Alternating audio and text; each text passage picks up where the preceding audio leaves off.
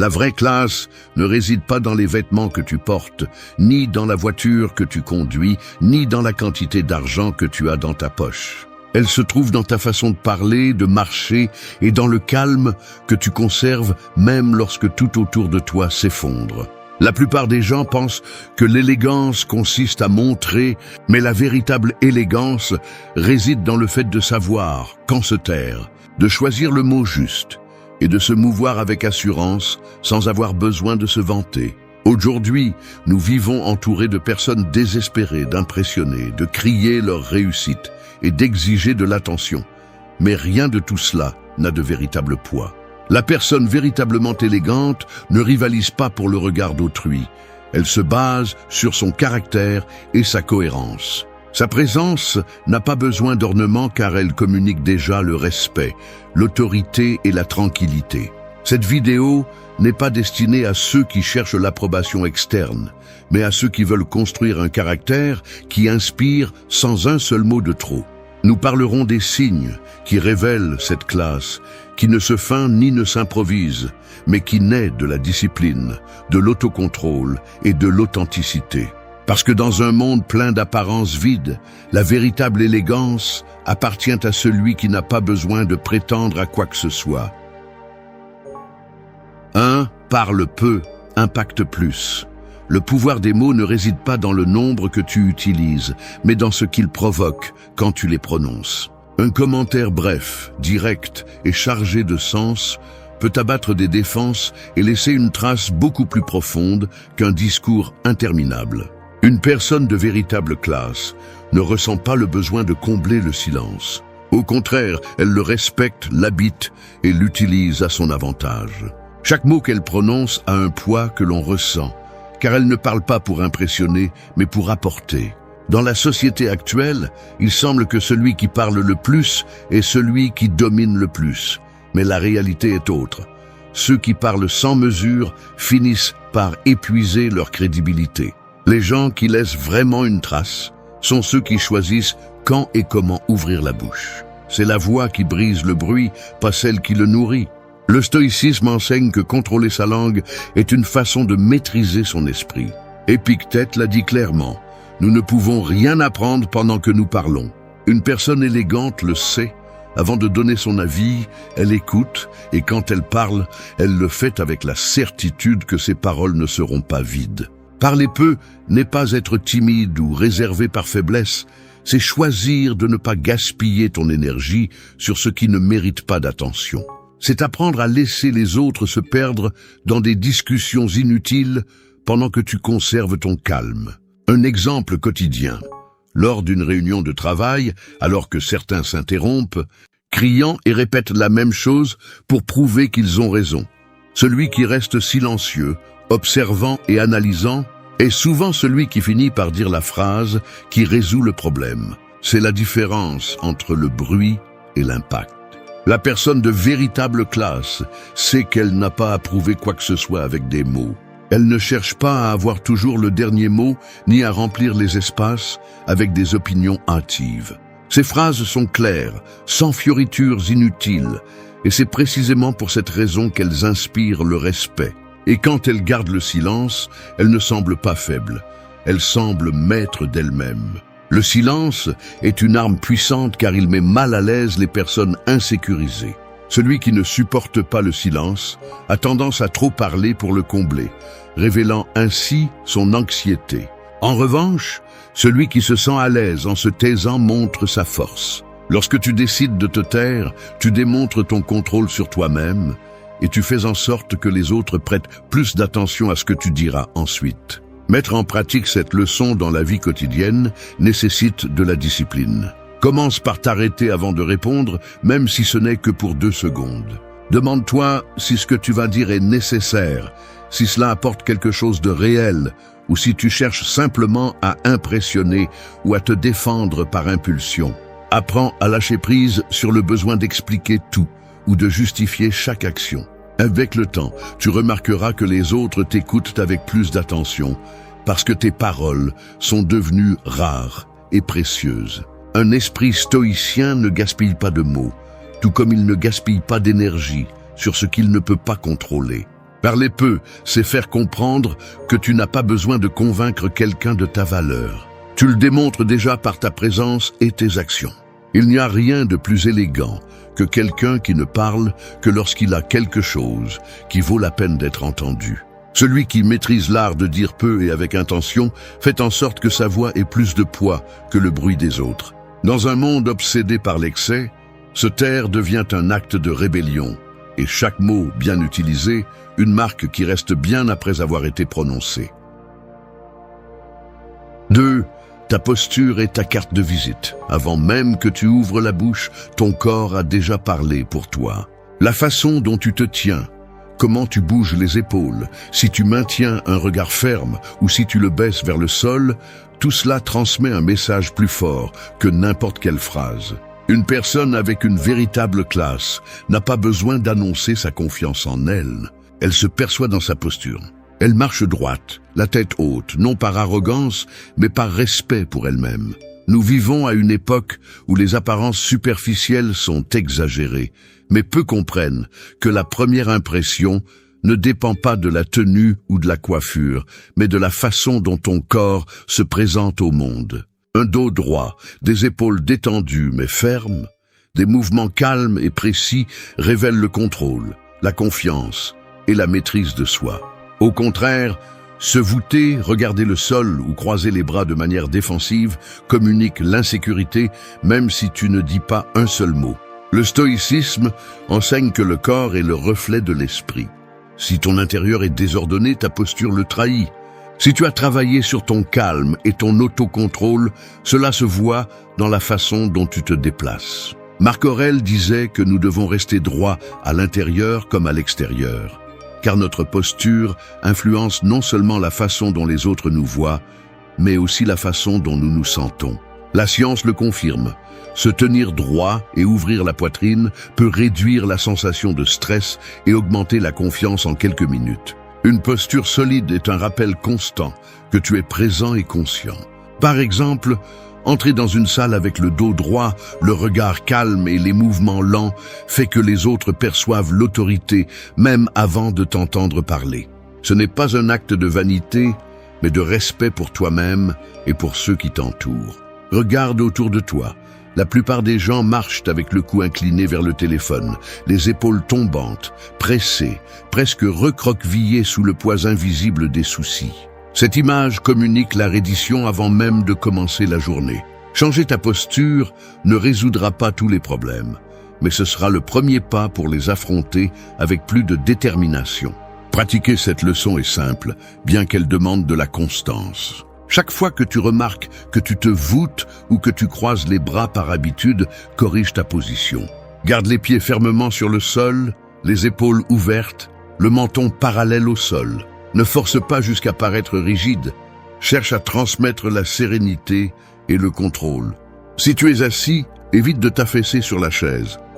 Soutiens ton dos et garde le torse droit. Ces gestes subtils, répétés chaque jour, transforment la façon dont les autres te perçoivent et la façon dont tu te vois toi-même. La véritable élégance ne se limite pas aux vêtements, mais repose sur la façon dont tu habites ton corps.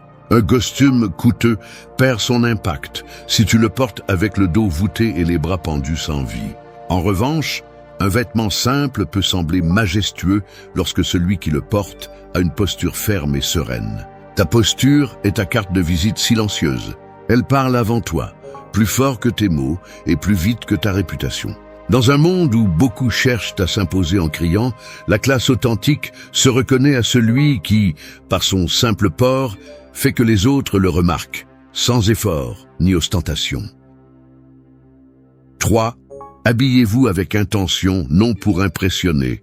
Les vêtements ne définissent pas votre valeur, mais ils reflètent votre mentalité. S'habiller avec intention signifie que la façon dont vous vous présentez au monde est cohérente avec qui vous êtes et ce que vous valorisez, pas avec ce que les autres attendent de vous. Il ne s'agit pas de suivre les modes ou de dépenser des fortunes en marque, mais de choisir chaque vêtement avec un but montrant du respect pour vous-même et pour les autres. L'erreur la plus courante est de s'habiller pour impressionner les autres. Cette quête d'approbation conduit à des exagérations, à porter des vêtements inconfortables, des couleurs qui ne représentent pas votre essence ou des styles qui ne reflètent pas votre caractère. Celui qui tombe dans ce piège finit par se déguiser, essayant de projeter quelque chose qu'il ne ressent pas. La véritable élégance stoïcienne ne cherche pas à éblouir, elle cherche à être honnête. Le stoïcisme enseigne à vivre avec modération et cohérence, et cette philosophie s'exprime aussi dans la façon de s'habiller. Une tenue simple, propre et bien entretenue communique l'ordre et le respect de soi. Une personne de classe ne s'habille pas pour démontrer son statut. Elle s'habille pour refléter l'équilibre. Pensez à quelqu'un qui entre dans une pièce avec des vêtements neutres, sans logo visible ni accessoires extravagants, mais avec des vêtements qui lui vont bien, qui sont soignés et bien assortis. Cette personne se démarque non pas parce que ses vêtements brillent, mais parce qu'elle transmet une harmonie entre son intérieur et son extérieur. C'est la force de s'habiller avec intention. Votre présence parle avant les tissus. Dans un monde où beaucoup confondent l'élégance avec l'ostentation, s'habiller avec intention est un acte de rébellion silencieuse. C'est choisir la qualité sur la quantité, la sobriété sur l'exagération et le respect de soi sur l'approbation des autres. Vous n'avez pas besoin de remplir votre placard avec des dizaines de vêtements pour avoir du style. Quelques pièces intemporelles, bien choisies, qui vous font vous sentir à l'aise et en sécurité suffisent. Épictète disait que la vraie richesse ne consiste pas à avoir beaucoup de choses, mais à en avoir peu besoin. Ce principe libère de la pression sociale de poursuivre les tendances et démontre que le bon goût n'est pas dans le prix, mais dans le critère. S'habiller avec intention signifie investir dans des vêtements qui durent, qui ne dépendent pas de la mode du moment et qui peuvent vous accompagner à différentes étapes de la vie. Pour pratiquer cette leçon, commencez par revoir votre garde-robe. Éliminez ce que vous n'utilisez plus ou ce qui ne représente pas qui vous êtes aujourd'hui. Préférez des vêtements aux coupes simples, aux couleurs neutres et aux matériaux de qualité qui s'adaptent à différentes occasions. Apprenez à garder vos vêtements propres, repassés et bien entretenus. Une tenue simple mais bien conservée transmet plus de classe que n'importe quel vêtement coûteux négligé. S'habiller avec intention est aussi un rappel du respect pour le contexte. Les vêtements pour le travail, pour le repos ou pour un événement spécial ne sont pas les mêmes. Il ne s'agit pas de toujours s'habiller de manière formelle, mais de comprendre que votre tenue communique votre considération pour le lieu où vous vous rendez et pour les personnes que vous rencontrez. Un point clé est de comprendre que la tenue influence votre propre état mental. Lorsque vous choisissez bien ce que vous portez, vous ne projetez pas seulement de l'élégance, mais vous vous sentez aussi plus préparé, plus ferme et plus conscient de votre environnement. Un extérieur ordonné reflète un intérieur discipliné et vice-versa. L'élégance authentique ne crie pas, elle murmure. Elle n'a pas besoin d'ornements inutiles pour être remarquée. S'habiller avec intention, c'est déclarer au monde que vous n'avez pas besoin d'impressionner personne parce que vous êtes déjà en paix avec vous-même. 4. Garde ton calme quand tout brûle. L'élégance ne se prouve pas lors des fêtes ou dans les moments confortables, elle se révèle au milieu du chaos. Quand tout autour de toi semble s'effondrer, quand les autres crient, accusent et perdent le contrôle, la personne véritablement élégante reste sereine. Non pas parce qu'elle ne ressent rien, mais parce qu'elle ne se permet pas de réagir comme les autres. Son calme est son armure. Le monde est plein de gens qui se vantent de leur force, mais qui s'effondrent à la première difficulté. Garder son calme quand tout brûle n'est pas de l'indifférence, c'est de la maîtrise de soi. C'est l'art de te gouverner toi-même, alors que tout autour perd le cap. Le stoïcisme l'a enseigné depuis des siècles. Nous ne pouvons pas contrôler ce qui se passe, mais nous pouvons contrôler notre réponse. Épictète l'a résumé en une phrase qui vaut de l'or. Ce n'est pas ce qui nous arrive, mais ce que nous faisons de ce qui nous arrive. Pense à la différence entre deux personnes en crise. L'une perd son sang-froid, elle crie, accuse, prend des décisions impulsives qui aggravent les choses. L'autre respire, observe la situation avec froideur et agit avec précision. Qui suivrais-tu ? La sérénité, dans les moments de chaos, ne te protège pas seulement.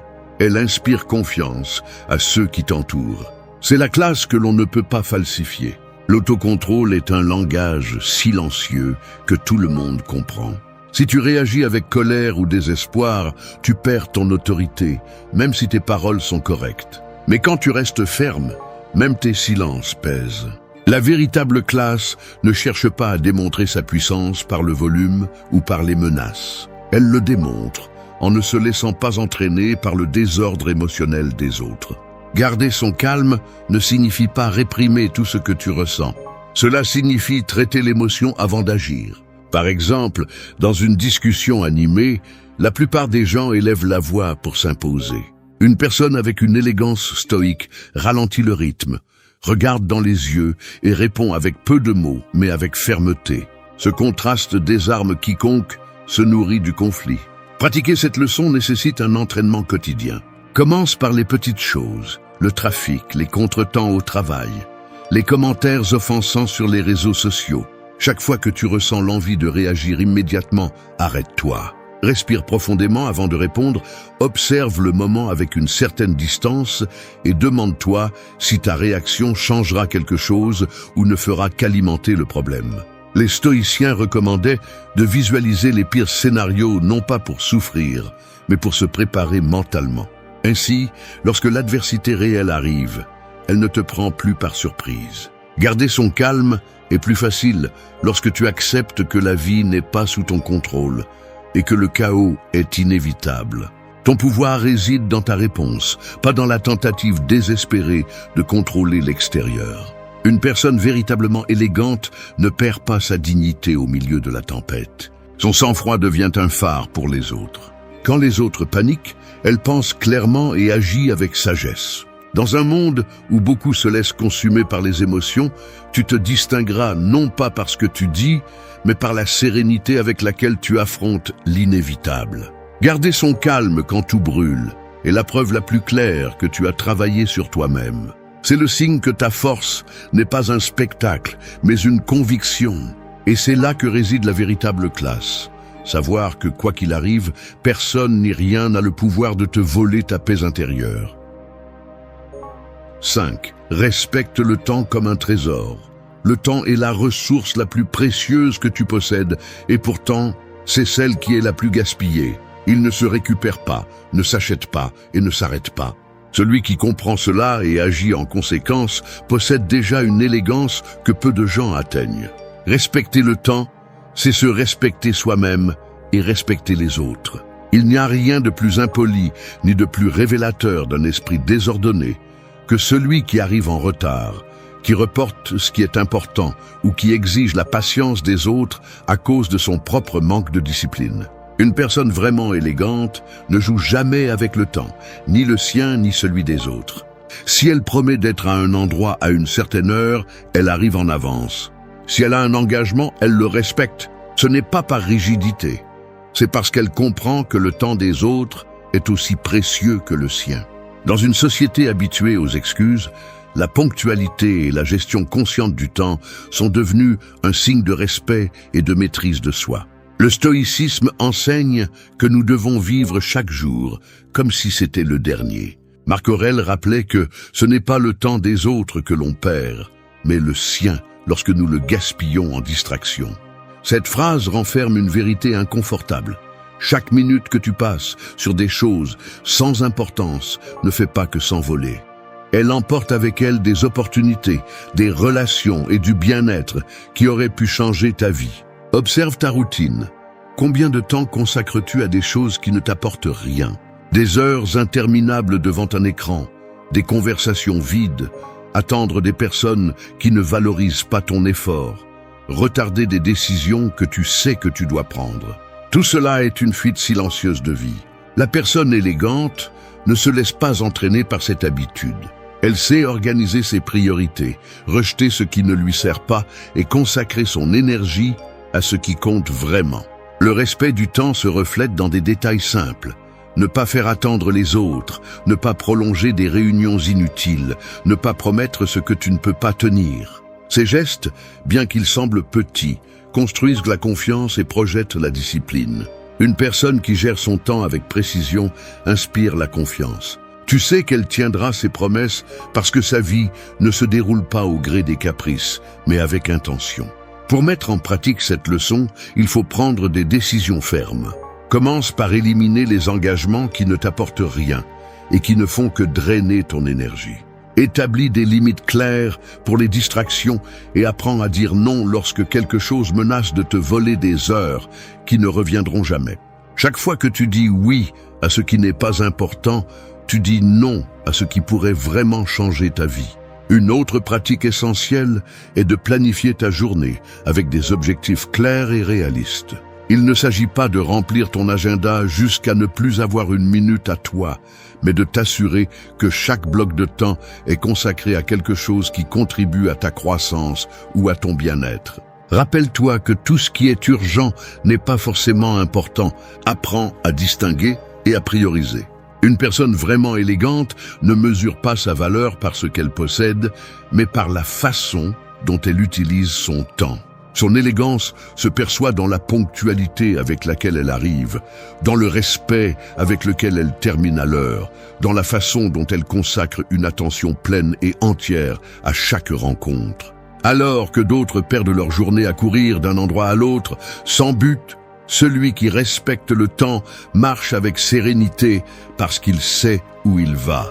Dans un monde où la majorité gaspille les heures comme si elles étaient infinies, apprendre à valoriser le temps est un acte de rébellion silencieuse.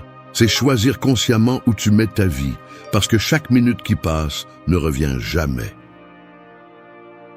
6. Fais du silence ton plus grand allié.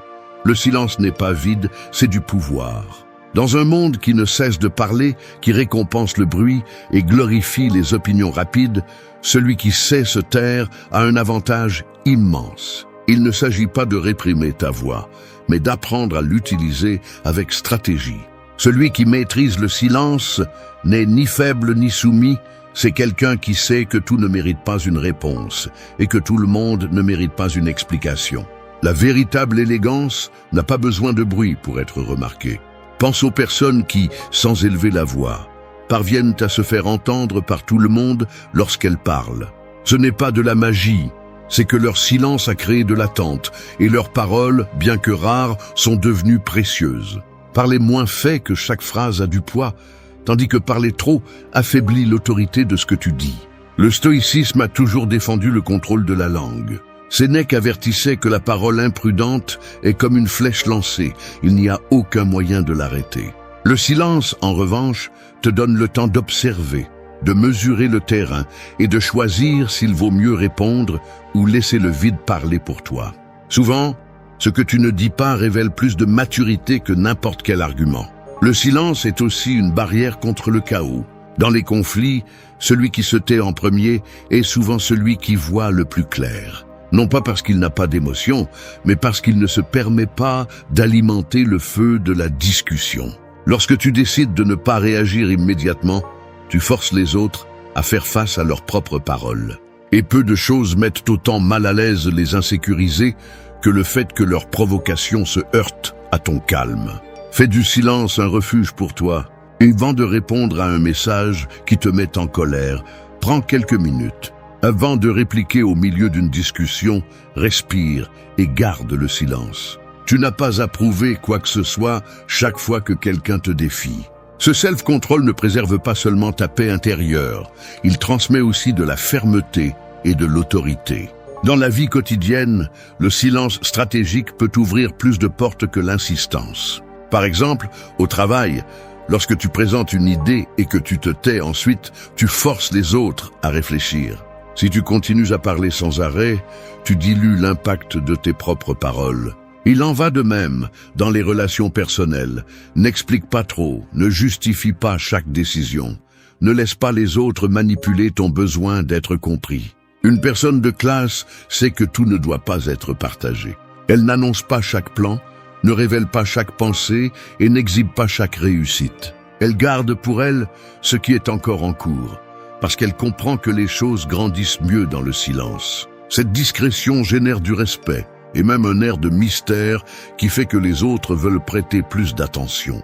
Pratiquer le silence ne signifie pas devenir distant ou inaccessible. Cela signifie choisir avec soin quand tu parles, à qui tu partages ta vérité et ce que tu décides de garder pour toi. Commence par observer combien de fois tu parles par habitude, par malaise, avec le silence ou par le besoin de remplir l'espace. Ensuite, réduis ce qui est inutile et conserve seulement ce qui est essentiel. Dans un monde qui craint le silence, celui qui apprend à l'utiliser devient magnétique. Sa présence impose le respect parce qu'elle ne se gaspille pas à chercher de l'attention. Son élégance n'est pas dans ce qu'elle dit, mais dans la tranquillité qu'elle transmet en n'éprouvant pas le besoin de tout dire. Fais du silence ton plus grand allié, et tu découvriras que, souvent, le véritable pouvoir n'est pas dans les mots, mais dans la maîtrise de quand les taire. 7. Remercie sans te vanter. La gratitude est l'une des marques les plus claires de véritable classe. Il ne s'agit pas de doux mots pour les apparences ou de publications remplies de phrases motivantes sur les réseaux sociaux. La gratitude authentique se voit dans la façon dont tu traites les personnes qui t'aident, comment tu reconnais l'effort des autres sans le montrer, et dans ta capacité à apprécier ce que tu as déjà, sans avoir besoin de le transformer en spectacle. Nous vivons à une époque où remercier est confondu avec se vanter. Il y a ceux qui enregistrent chaque geste de générosité, qui mettent sur Internet le moindre acte de bonté en attendant des éloges. Mais ce type de gratitude n'est qu'une fin d'approbation. Remercier sans se vanter signifie reconnaître la valeur des choses et des personnes sans en faire un acte pour les caméras ou pour nourrir l'ego. Une personne avec une véritable classe est discrète avec sa gratitude. Elle n'oublie pas celui qui l'a soutenue en silence et n'a pas besoin de le rendre public pour montrer qu'elle apprécie les autres. Elle remercie par des actes et avec respect, pas avec des mots vides. Quand elle reçoit de l'aide, elle le reconnaît avec humilité. Et quand elle réussit quelque chose, elle n'oublie pas de mentionner ceux qui lui ont tendu la main.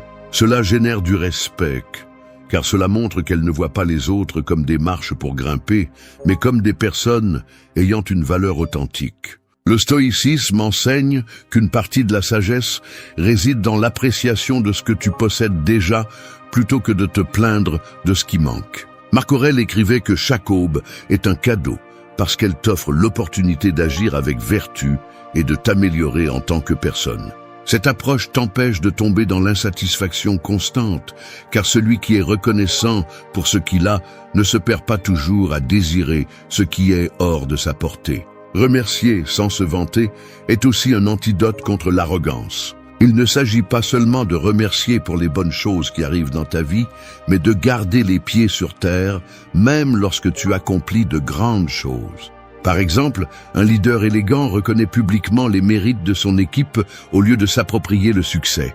Un ami reconnaissant n'oublie pas les petits gestes de soutien qu'il a reçus dans les moments difficiles. Ces attitudes construisent des relations solides et démontrent que la gratitude n'est pas un joli mot, mais une pratique quotidienne.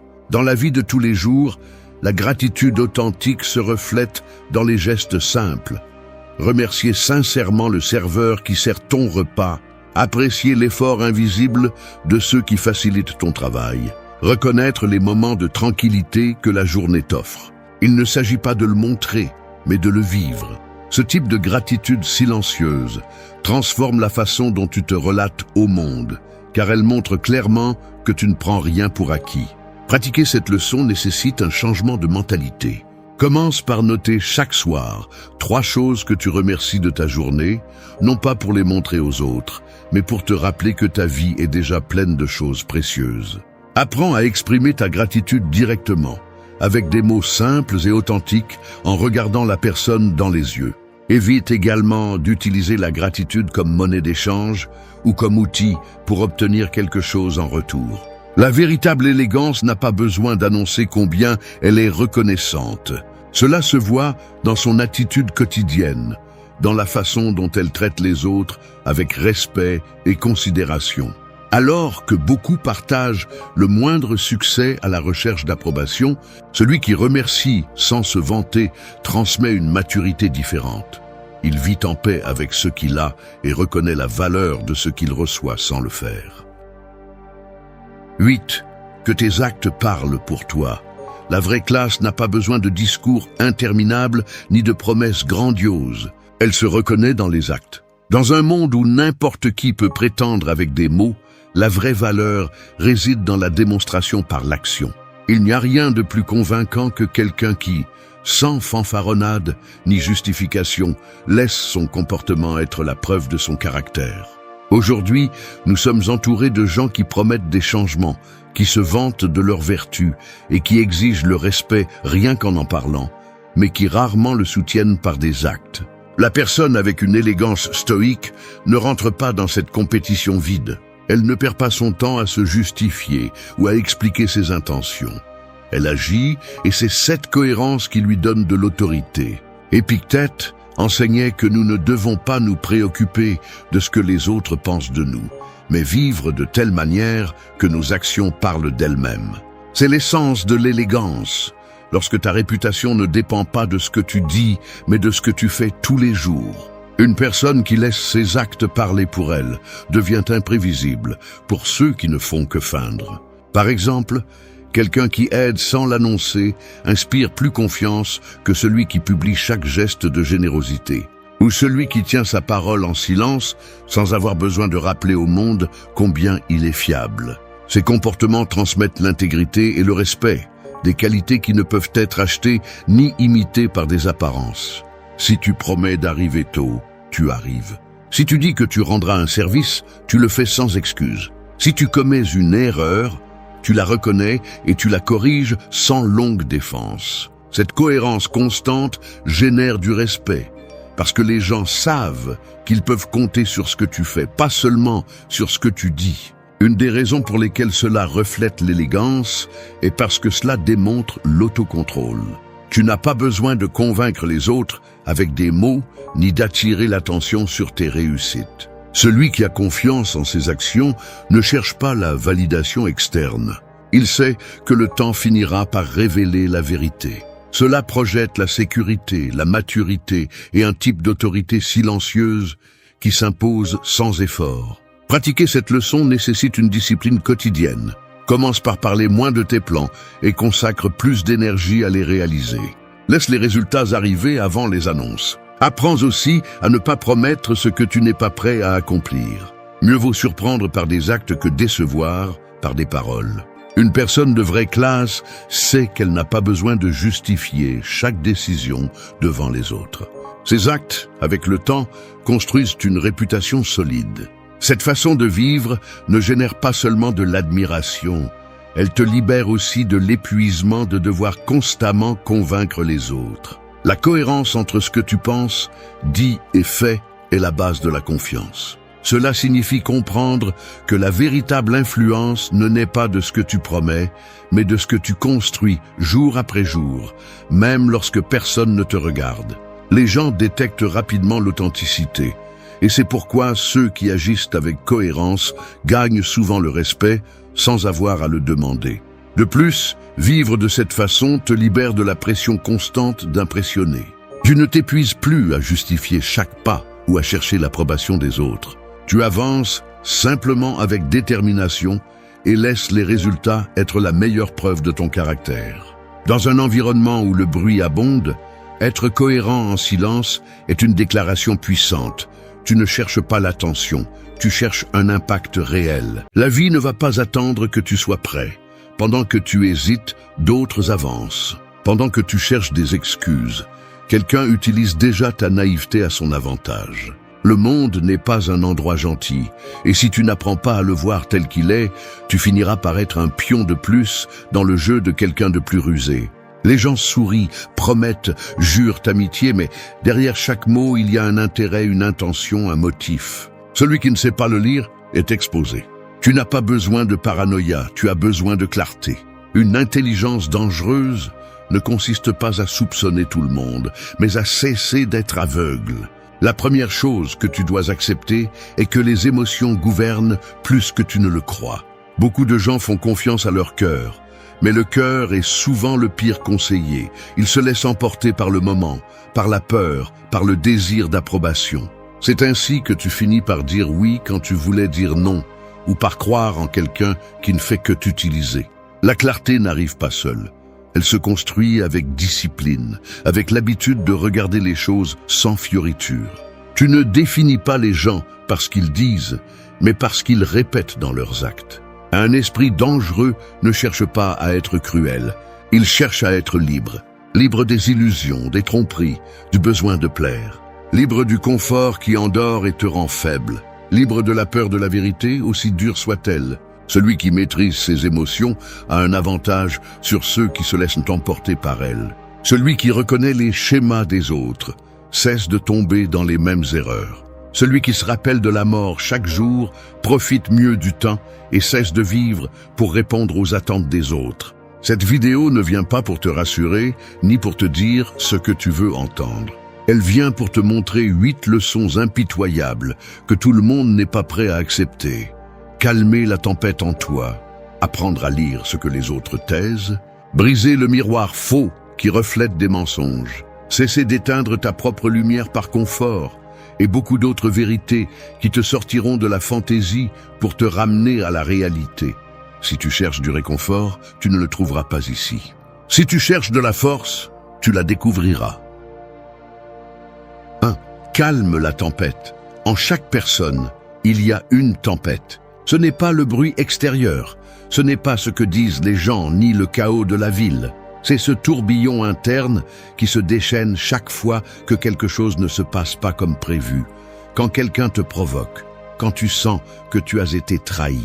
Cette tempête n'est pas visible à l'œil nu, mais elle se manifeste dans les gestes, dans les mots que tu dis sans réfléchir, dans les décisions que tu prends avec colère et que tu regrettes ensuite. Calmer cette tempête n'est pas un luxe, c'est une obligation, car si tu ne la contrôles pas, elle te contrôle. Le véritable ennemi est rarement ce qui se passe à l'extérieur. Ce sont les pensées désordonnées qui amplifient tout problème. Un simple regard de mépris suffit pour raviver les souvenirs d'anciennes humiliations. Une seule critique peut rouvrir de vieilles blessures et te pousser à réagir avec colère. Et c'est là que beaucoup de gens se perdent. Ils confondent force et explosion. Ils pensent que montrer leur colère les rend puissants, alors qu'en réalité, ils ne font que montrer que n'importe qui a le bouton pour déclencher leur chaos. Un stoïcien comprend que le véritable pouvoir n'est pas d'écraser l'autre, mais de ne pas se laisser entraîner dans la même boue. Calmer la tempête ne signifie pas se taire ou faire semblant de ne rien ressentir. Cela signifie respirer quand ton esprit veut crier. Cela signifie t'arrêter quand tes impulsions te poussent à attaquer. Il s'agit de t'entraîner pour que le premier coup d'une émotion intense ne décide pas pour toi. Marc Aurèle a écrit que ton esprit sera comme tu as l'habitude de l'entraîner.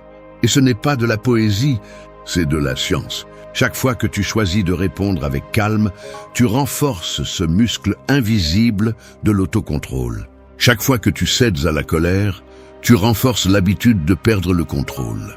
Pense aux disputes que tu as eues. Combien de fois as-tu dit quelque chose que tu as voulu effacer par la suite? Combien de décisions hâtives as-tu prises par peur ou par colère et qui t'ont coûté plus cher que tu ne le pensais? La plupart des erreurs graves naissent dans ces secondes où la tempête interne commande. Celui qui n'apprend pas à s'arrêter à ce moment-là devient son propre saboteur. Un conseil pratique pour cultiver ce calme est le silence bref avant de répondre. Compte jusqu'à 3. Non pas comme un cliché, mais pour te donner de l'espace pour réfléchir. Un autre est de t'entraîner physiquement. L'exercice ne renforce pas seulement le corps, il régule aussi les hormones qui alimentent l'anxiété et la colère. Apprends à respirer profondément. Quelque chose d'aussi simple que cela semble inutile, mais qui fonctionne comme une encre quand tu sens que tout va déborder. Et surtout, évite de chercher une vengeance immédiate. Le besoin de rendre le coup est le signe le plus clair de faiblesse. Il montre que l'autre dirige encore tes émotions. Les gens respectent celui qui ne réagit pas facilement, même s'ils ne l'admettent pas. Il y a quelque chose de déconcertant chez quelqu'un qui ne perd pas son sang-froid, qui peut recevoir des insultes et répondre avec un regard calme. Ce calme désarme. Un adversaire qui crie attend des cris. Il ne sait pas quoi faire lorsqu'il rencontre un mur de sérénité. Le monde est plein de provocations et de personnes qui projettent leur chaos sur les autres. Tu ne peux pas arrêter le vent ni contrôler la mer, mais tu peux apprendre à être le capitaine qui ajuste les voiles au milieu de la tempête. Calmer la tempête n'est pas fuir le conflit, c'est le maîtriser en commençant par toi-même. Quand tu y parviendras, tu remarqueras que la plupart des problèmes deviennent plus petits, non pas parce qu'ils ont disparu, mais parce que ton esprit a cessé de les nourrir. C'est le premier signe que tu développes une intelligence dangereuse, le pouvoir de te gouverner quand tout autour de toi essaie de te faire perdre le contrôle. 2. Lisse ce qu'ils taisent. La plupart des gens parlent beaucoup mais disent peu. Chaque geste, chaque pose, chaque regard fuyant révèle plus que de longs discours. Celui qui apprend à lire ce qui n'est pas dit devient presque impossible à tromper. La vérité est rarement dans les mots. Elle est dans les silences, dans les détails que d'autres négligent. Cette compétence n'est pas un talent mystique, c'est une discipline pour observer sans distraction et comprendre que le comportement humain laisse des traces plus claires que n'importe quelle promesse. Pense aux fois où quelqu'un t'a assuré que tout allait bien, mais son ton était plus froid que d'habitude. Ou quand quelqu'un a souri alors que ses yeux semblaient éteints. Ces contrastes sont le véritable langage des émotions. La plupart les ignorent parce qu'ils sont trop occupés à attendre leur tour pour parler ou à réagir à l'évidence. Un stoïcien, en revanche, apprend à rester immobile, à laisser l'autre personne se révéler d'elle-même. Tu n'as pas besoin de confronter. Il suffit de prêter attention. La première étape pour lire ce qu'ils taisent est d'apprendre à te taire. Pendant que tu parles, tu n'observes pas. Pendant que tu essayes de convaincre, tu n'écoutes pas. Le silence est ton meilleur outil. Non pas comme une arme passive, mais comme un espace pour voir ce que les autres essaient de cacher. Cela inclut l'apprentissage à remarquer les modèles. Comment quelqu'un traite les autres lorsqu'il pense que personne ne le regarde. Comment sa voix change lorsqu'il mentionne certains sujets. À quelle vitesse il promet quelque chose qu'on ne lui a pas demandé. Les modèles ne mentent pas, même si les mots le font. Tu dois également entraîner ton intuition, qui n'est pas de la magie, mais la somme de milliers de petits signaux que ton cerveau capte sans que tu t'en rendes compte. Si quelque chose te dérange dans une conversation, il y a une raison. Peut-être un geste incohérent, un micro-changement de posture, un regard qui s'est détourné au bon moment. Au lieu de l'ignorer, demande-toi ce que cela signifie. Il s'agit d'accepter que chaque personne, y compris toi, a des intérêts, des insécurités et des limites. Voir cela clairement te permet de prendre de meilleures décisions sur à qui confier ton temps et ton énergie. Cela t'épargne des déceptions parce que tu arrêtes d'attendre de la cohérence de ceux qui n'agissent pas avec elle. Un exercice pratique pour développer cette compétence est d'observer les gens dans des situations quotidiennes, dans les transports en commun, au travail, lors des discussions familiales. Remarque comment ils gesticulent, comment ils réagissent au stress, quels mots ils répètent lorsqu'ils essaient de se justifier. Fais-le sans juger, enregistre simplement. Un autre conseil est d'arrêter d'interrompre les conversations. Le silence inconfortable oblige souvent l'autre à en dire plus qu'il ne l'avait prévu. Le véritable avantage de lire ce qu'ils taisent n'est pas de découvrir les mensonges des autres, mais de comprendre la nature humaine. Tu commences à remarquer que la plupart des conflits proviennent de la peur, de l'orgueil blessé, de désirs cachés que les gens ne savent pas exprimer. Cette compréhension te rend moins réactif et plus stratégique. Tu peux voir venir les trahisons, mais tu peux aussi offrir de la compassion là où d'autres ne voient que des attaques. Une intelligence dangereuse ne se mesure pas par le nombre de secrets que tu arraches aux autres, mais par la clarté avec laquelle tu interprètes leurs signaux sans tomber dans les illusions. Tu n'as pas besoin de crier pour avoir l'avantage, il te suffit d'observer calmement.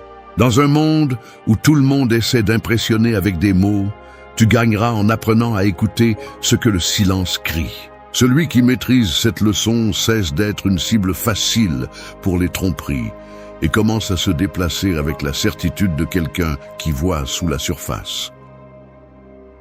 3. Brise le miroir faux. Le plus grand piège dans lequel nous tombons ne vient pas de l'extérieur, mais du reflet que nous renvoie un miroir déformé. Ce miroir est fait d'opinions étrangères, d'attentes sociales, et de comparaisons que nous prenons pour des vérités. Depuis notre plus jeune âge, on nous apprend à mesurer notre valeur par les applaudissements que nous recevons, par les étiquettes que les autres nous collent et par l'éclat que nous parvenons à montrer en public. Mais ce que le miroir montre n'est presque jamais la réalité, mais une version conçue pour plaire. Briser ce faux miroir n'est pas un acte symbolique. C'est un coup direct contre les illusions qui te gardent prisonnier. Pense à combien de tes décisions ont été basées sur le regard des autres. Étudier une carrière que tu n'aimais pas pour ne pas décevoir ta famille. Maintenir une relation brisée par peur du qu'en dira-t-on. Feindre la confiance alors qu'à l'intérieur, tu te sens effondré. Chacun de ces pas renforce le reflet d'un moi qui n'existe pas vraiment. Les gens ont tendance à confondre l'acceptation sociale avec l'authenticité, mais ce sont des opposés. Tant que tu chercheras à plaire à tout le monde, tu ne sauras jamais qui tu es vraiment. Le stoïcisme enseigne que l'opinion extérieure est un bruit inutile, car elle n'est ni sous ton contrôle, ni ne définit ta vertu. Marc Aurèle a écrit « Ce qui nous trouble, c'est plus l'idée que nous nous faisons des choses que les choses elles-mêmes. Il en va de même pour l'image. Ce qui te blesse n'est pas ce que tu es, mais ce que tu crois que les autres pensent que tu es. L'intelligence dangereuse commence lorsque tu décides de briser cette dépendance, même si le reflet qui reste n'est pas aussi brillant ni aussi confortable que tu l'espérais. Briser le faux miroir fait mal, parce qu'il détruit des illusions qui, bien que nuisibles, apportaient un certain réconfort. Cela signifie accepter que tu n'es pas aussi spécial que tu le souhaiterais, mais pas non plus aussi insignifiant que tu le crains. C'est faire face à des défauts réels sans les déguiser, et reconnaître des talents que tu as peut-être ignorés par peur d'être jugé. Il n'y a pas de véritable croissance sans cette confrontation inconfortable.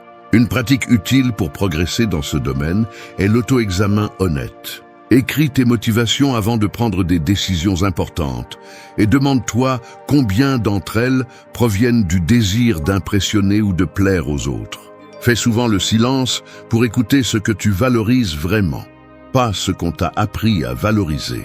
Et entoure-toi de personnes qui te disent la vérité, pas celles qui alimentent l'image que tu essaies de maintenir. Tu verras que beaucoup des objectifs que tu poursuivais perdent leur sens lorsque tu cesses de vivre pour l'applaudissement. Les vêtements de marque, les photos qui feignent le bonheur, les relations qui ne fonctionnent que comme une exposition. Tout devient insignifiant face à la tranquillité de ne pas avoir à jouer un rôle pour t'intégrer. Ce détachement ne te rend pas froid, il te rend libre. Tu n'as plus besoin de mendier l'approbation pour te sentir valide. Le monde moderne est obsédé par les apparences, parce qu'il sait que plus tu poursuis un reflet, moins tu prêtes attention à ce qui compte vraiment. Ton caractère, tes valeurs, ta discipline. En brisant le faux miroir, tu récupères de l'énergie pour construire ce qui ne peut pas être vu à l'œil nu, mais qui soutient ta vie quand tout le reste échoue. Les gens peuvent avoir une opinion, critiquer ou même applaudir, mais ils n'ont plus le pouvoir de modeler qui tu es. Un esprit dangereux ne se laisse pas hypnotiser par des éclats temporaires ou par des titres vides. Il apprend à se voir sans filtre, avec toutes ses ombres et lumières. Et à partir de cette vérité, agit avec cohérence. Tu peux perdre de l'approbation, mais tu gagneras du respect, y compris le tien. 4. N'éteignez pas votre lumière. La plupart des gens apprennent à s'éteindre eux-mêmes bien avant de comprendre qui ils sont. Dès notre plus jeune âge, on nous apprend à baisser la voix pour ne pas déranger, à minimiser nos réussites pour ne pas paraître prétentieux, à cacher notre passion par peur d'être ridiculisé. Avec le temps, cette habitude devient une forme de survie. Passer inaperçu semble plus sûr que de se démarquer. Mais ce qui s'éteint pour éviter le jugement des autres finit par s'éteindre aussi pour soi-même. Le monde n'a pas besoin de plus de gens soumis aux opinions des autres. Il a besoin de personnes capables de maintenir leur propre lumière allumée, même si cela dérange les autres. La lumière dont nous parlons n'est pas un charisme superficiel ni des sourires forcés. C'est votre essence, ce mélange de talent, de principes, de désirs et de visions qui vous rend unique. L'éteindre signifie se contenter de faire ce que tout le monde fait, ne pas remettre en question ce qui semble normal et renoncer à vos rêves, parce qu'ils semblent trop grands pour votre environnement. Souvent, nous le faisons sans nous en rendre compte, nous adaptant au ton moyen du groupe pour ne pas détonner. Nous l'appelons humilité, mais en réalité c'est de la peur déguisée en vertu. Un stoïcien comprend que vivre pour plaire aux autres est gaspiller la seule vie qu'il a. Ne pas éteindre votre lumière signifie que vous devez oser défendre votre identité, même si cela vous fait paraître différent. Il faut du courage pour ne pas céder à la critique et de la discipline pour rester fidèle à ce que vous considérez comme juste, même lorsque personne ne vous applaudit. Votre lumière n'a pas besoin de briller plus que celle des autres. Elle doit simplement rester ferme face au vent des attentes des autres. Éteindre votre lumière commence souvent par de petits renoncements. Vous cessez d'exprimer une idée pour ne pas générer de conflit. Vous cachez un talent parce que quelqu'un l'a ridiculisé. Vous acceptez des objectifs qui ne vous motivent pas juste pour vous intégrer. Chaque concession semble inoffensive, mais ensemble, elles érodent la clarté avec laquelle vous saviez une fois qui vous étiez. Le prix à payer pour plaire à tout le monde est de vous perdre vous-même.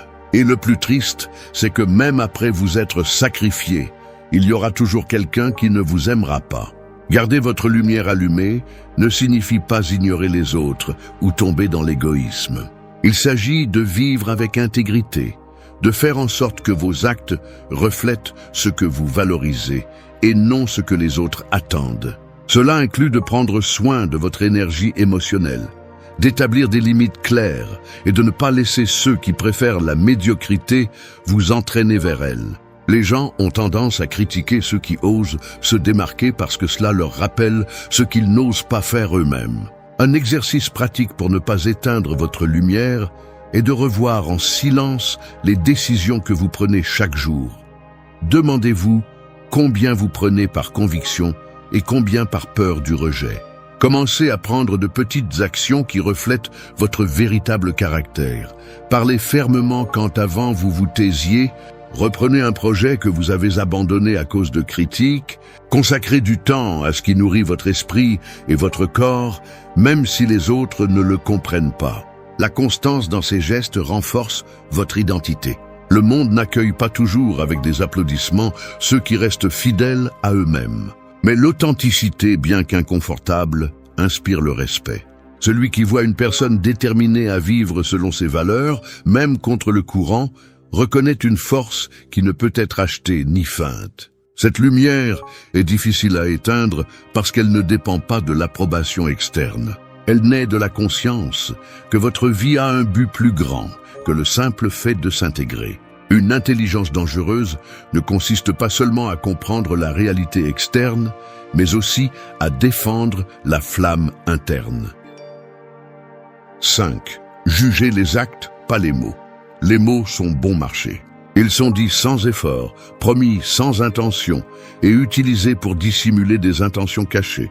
N'importe qui peut te dire qu'il te soutient, qu'il te respecte ou qu'il changera, mais à la fin, ce sont les actes qui révèlent la vérité. Juger par les mots, c'est vivre dans l'illusion. Juger par les actes, c'est vivre avec clarté. L'un des plus grands pièges de la vie est de se laisser séduire par de beaux discours et d'oublier de regarder les traces laissées par les actions des gens. Combien de fois quelqu'un t'a juré fidélité et s'est éloigné au premier moment difficile? Combien de fois as-tu entendu « tu peux me faire confiance » de la part de quelqu'un qui a ensuite trahi cette confiance? Les mots peuvent être aussi doux que le poison, et leur pouvoir réside dans le fait qu'ils éteignent notre vigilance. Mais les actes, aussi déguisés soient-ils, ne peuvent pas soutenir un mensonge très longtemps. Celui qui répète un schéma de comportement, même s'il change les phrases, révèle sa véritable nature. Le stoïcisme enseigne à garder l'esprit sobre et à ne pas se laisser emporter par l'enthousiasme de ce que les autres promettent. Épictète disait que ce ne sont pas les mots qui définissent l'homme, mais ses actes. C'est une vérité inconfortable parce qu'elle nous oblige à accepter que beaucoup de ceux qui nous entourent ne sont pas ce qu'ils prétendent être. Et parfois, nous ne tenons pas non plus ce que nous proclamons. Mais accepter cette vérité est le premier pas pour arrêter de vivre dans l'illusion. Juger les actes ne signifie pas devenir cynique ou se méfier de tout le monde. Cela signifie apprendre à voir avec objectivité et à reconnaître les schémas. Une personne peut échouer une fois, et cela ne définit pas son caractère. Mais si elle échoue de la même manière plusieurs fois, ce n'est pas une erreur, c'est une habitude. C'est là que tu dois faire attention, aux répétitions, aux décisions prises quand personne ne regarde, à la façon dont quelqu'un traite ceux qui ne peuvent rien lui offrir en retour. C'est plus révélateur que n'importe quel discours. Une habitude utile pour pratiquer cette leçon est d'écouter moins et d'observer plus. Lorsque quelqu'un te fait une promesse, ne te laisse pas emporter par l'émotion immédiate. Donne du temps. Regarde comment il agit lorsque la situation exige un effort. Prête attention aux petits détails, à la ponctualité, au respect qu'il démontre au quotidien, à la cohérence entre ce qu'il dit et ce qu'il fait. C'est dans les gestes simples que réside souvent la vérité d'une personne. Tu dois également appliquer cette règle à toi-même.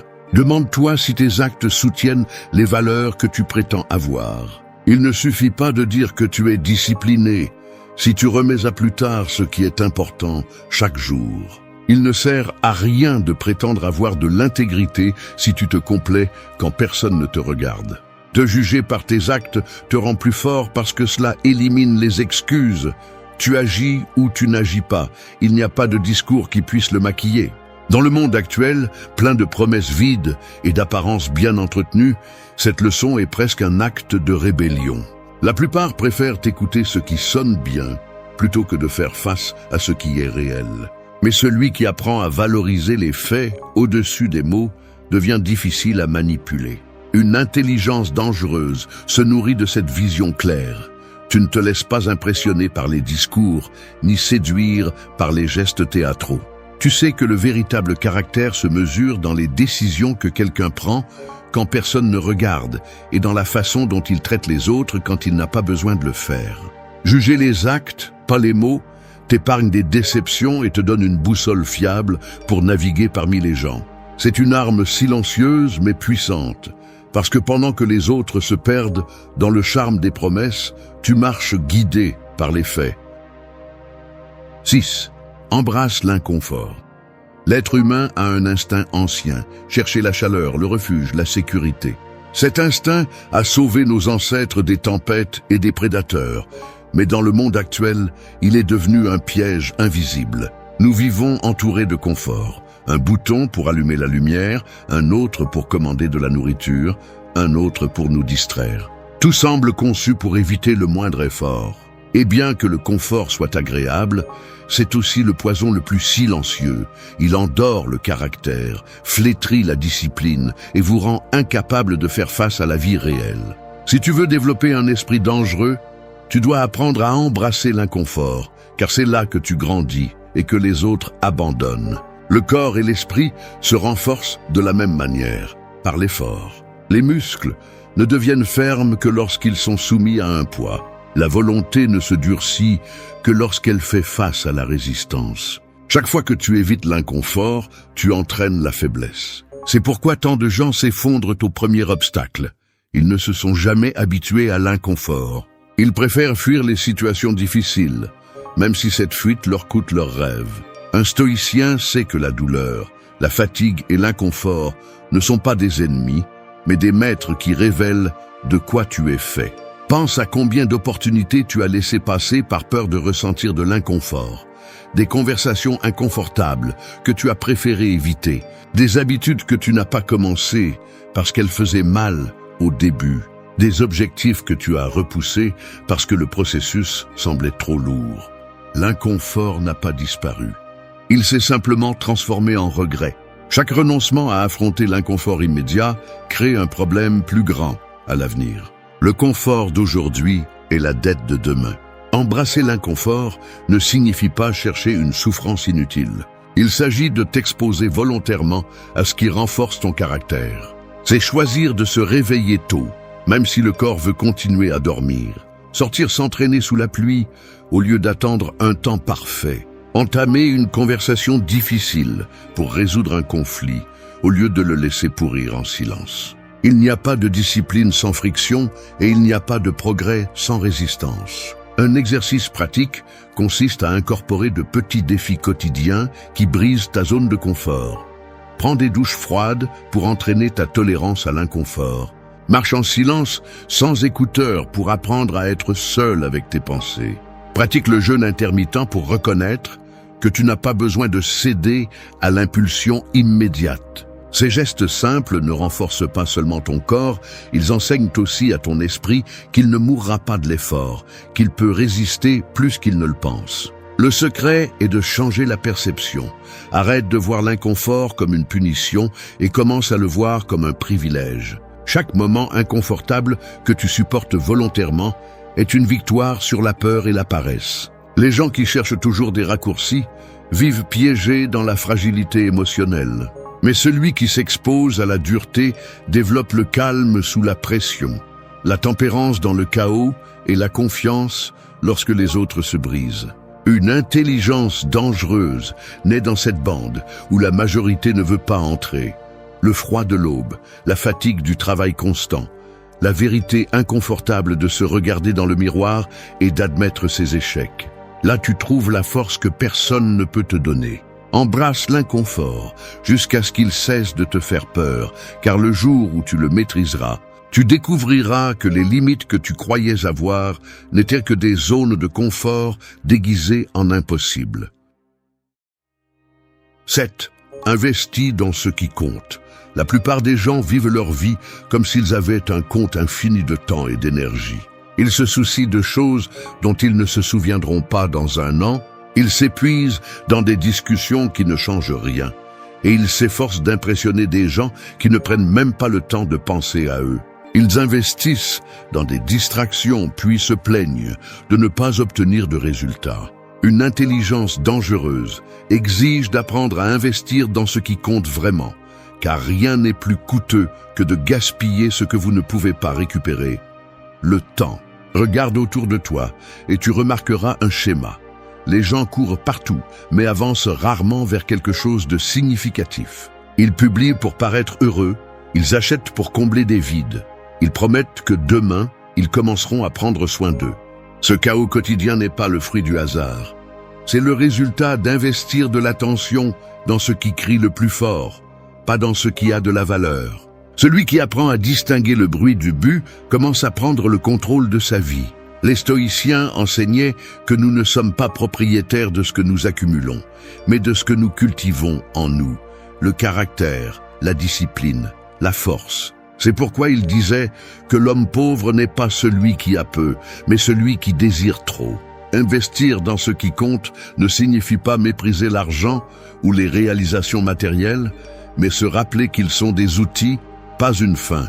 Il ne sert à rien de gagner plus si tu perds ta paix, si ta santé se détériore, ou si tu sacrifies des relations précieuses pour des choses qui ne t'accompagneront pas lorsque tout se compliquera.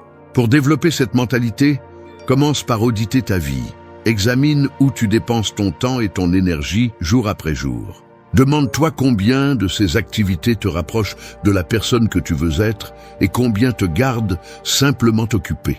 Peut-être découvriras-tu que tu passes des heures à discuter sur les réseaux sociaux, mais pas à apprendre quelque chose de nouveau.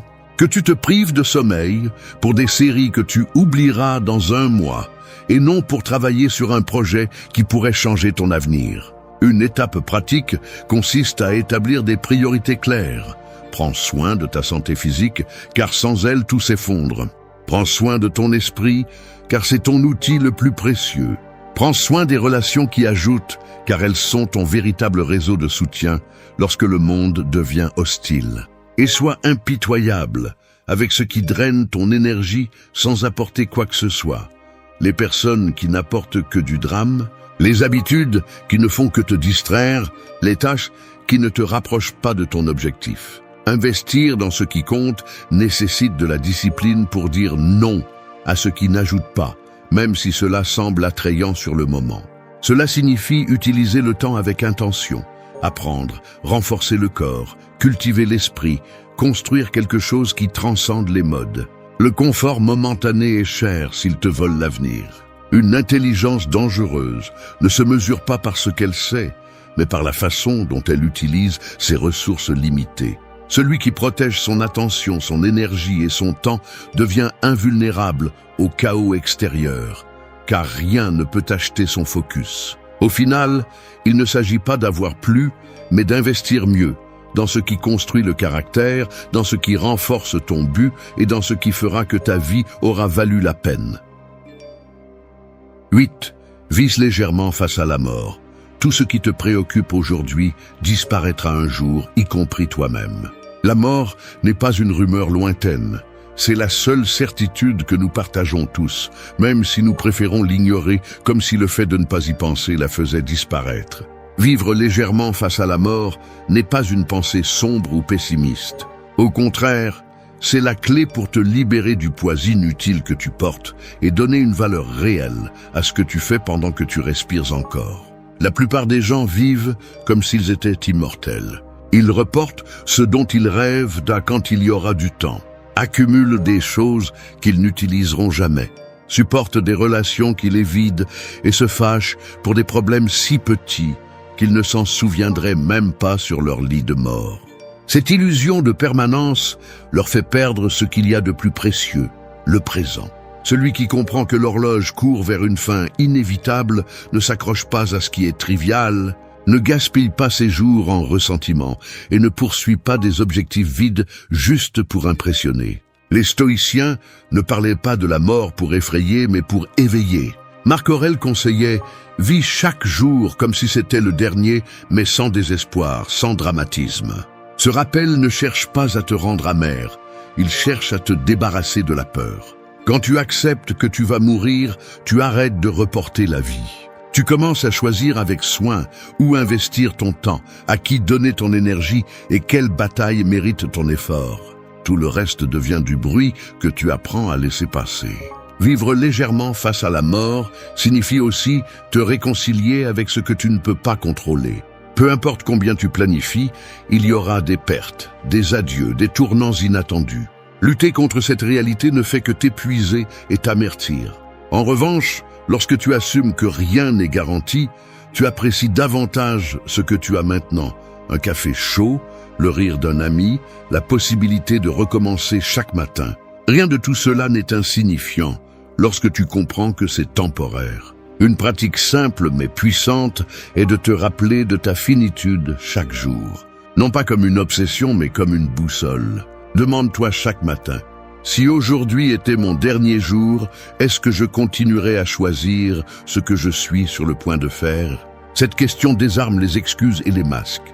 Elle met en évidence ce que tu valorises vraiment et te pousse à lâcher le reste, les vieilles rancunes, l'orgueil blessé, les désirs de vengeance, voire les objectifs qui ne signifient plus rien.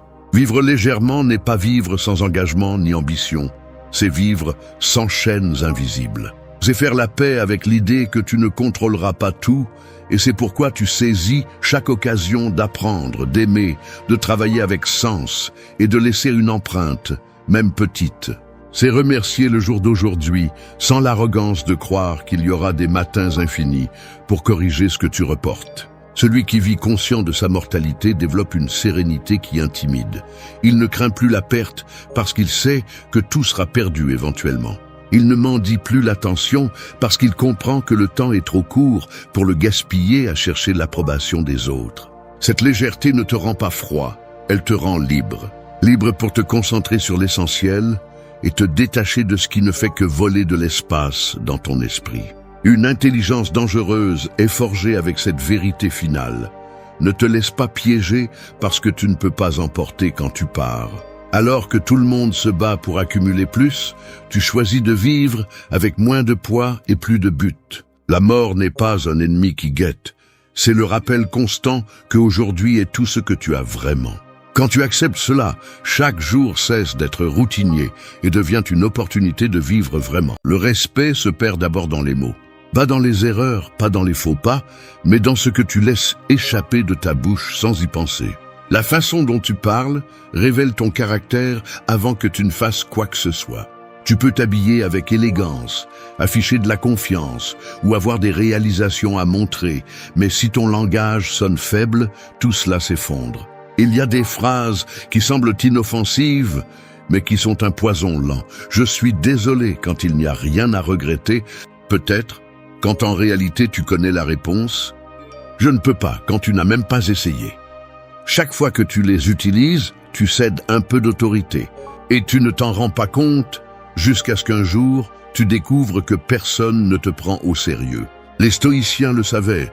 Maîtriser la langue, c'est maîtriser le caractère. Sénèque disait que les mots sont la mesure de l'esprit.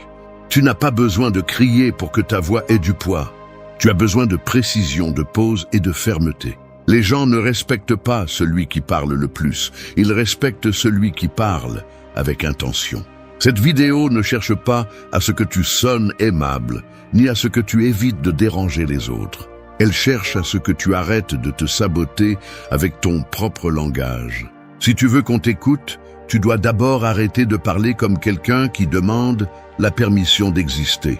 Ici, tu apprendras à identifier les mots qui érodent ta présence et à les remplacer par un langage ferme, conscient et discipliné. Parce que chaque phrase que tu prononces peut t'ouvrir des portes ou te les fermer au visage. À partir d'aujourd'hui, tu vas découvrir que le véritable respect ne se mendie pas. Il se projette très clairement. T'es le « je suis désolé » qui te rend invisible. Il y a des gens qui passent leur vie à s'excuser d'exister. Chaque phrase qu'ils prononcent commence par un « je suis désolé », même s'ils n'ont rien fait de mal. C'est presque automatique. Je suis désolé d'interrompre. Je suis désolé de demander. Je suis désolé de déranger. Sans s'en rendre compte, chaque excuse inutile leur arrache un morceau de présence et dit aux autres « je ne mérite pas d'occuper de l'espace ». C'est ainsi qu'ils deviennent peu à peu invisibles. Dire « je suis désolé » lorsque tu as commis une véritable erreur est un signe de maturité et de respect. Mais demander pardon simplement pour avoir une opinion, pour avoir besoin de quelque chose ou pour être à la place qui te revient est un signe d'insécurité. C'est l'aveu silencieux que tu penses que ta seule existence est un obstacle. Le problème n'est pas la courtoisie, mais l'habitude de s'excuser pour vivre. Les stoïciens comprendraient très bien cela. Pour eux, la valeur personnelle ne dépend pas de l'approbation des autres, mais de ton propre jugement.